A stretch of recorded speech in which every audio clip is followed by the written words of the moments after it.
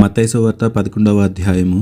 ఈ తరము వారిని దేనితో పోల్చుదును? సంత వీధులలో కూర్చునియుండి మీకు పిల్లన గ్రోవి ఊదితిమి గాని మీరు నాట్యమాడరైతిరి, ప్రలాపించితిమి గాని మీరు రొమ్ము కొట్టుకొనరైతిరి. తమ చెలికాండ్రతో చెప్పి పిలుపులాటలాడుకొను పిల్లకాయలను పోలియున్నారు. యోహాను తినకయు త్రాగకయు వచ్చును గనుక వీడు దెయ్యము పట్టిన వాడని వారు అనుచున్నారు. మనుష్య కుమారుడు తినుచు త్రాగుచు వచ్చును గనుక ఇదిగో వీడు తిండిబోతును మద్యపానియు సుంకరులకును పాపులకును స్నేహితుడనని వారు అనుచున్నారు. అయినను జ్ఞానము జ్ఞానమని దాని క్రియలను బట్టి తీర్పు పొందుననెను. పిమ్మట ఏ ఏ పట్టణములలో ఆయన విస్తార అద్భుతములు చేసెనో ఆ పట్టణముల వారు మారు మనసు పొందకపోవట వలన ఆయన వారిని ఇట్లు గద్దింపసాగెను. అయ్యో కోరాజీనా, అయ్యో బేత్సయిదా, మీ మధ్య చేయబడిన అద్భుతములు తూరు సిదోమ పట్టణములలో చేయబడిన ఎడల ఆ పట్టణముల వారు పూర్వమే గోనెబట్ట కట్టుకుని బూడిద వేసుకుని మారు మనసు పొందియుందురు. విమర్శ దినమందు మీ గతి కంటే తూరు సిదోమ పట్టణముల వారి గతి ఓర్వదగినదయుండునని మీతో చెప్పుచున్నాను. కపెర్నహూమా, ఆకాశము మట్టునకు హెచ్చింపబడెదవా? నీవు పాతాళము వరకు దిగిపోయేదవు.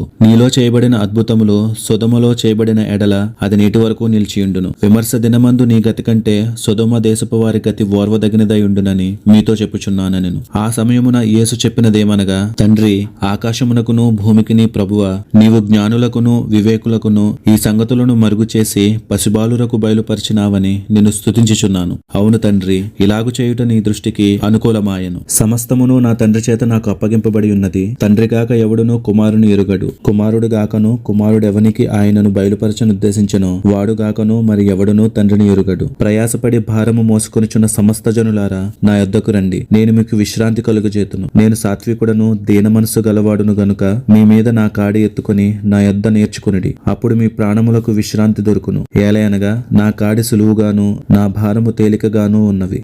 దేవుడు ఈ వాక్య భాగమును దీవించునుగాక. ఆమేన్.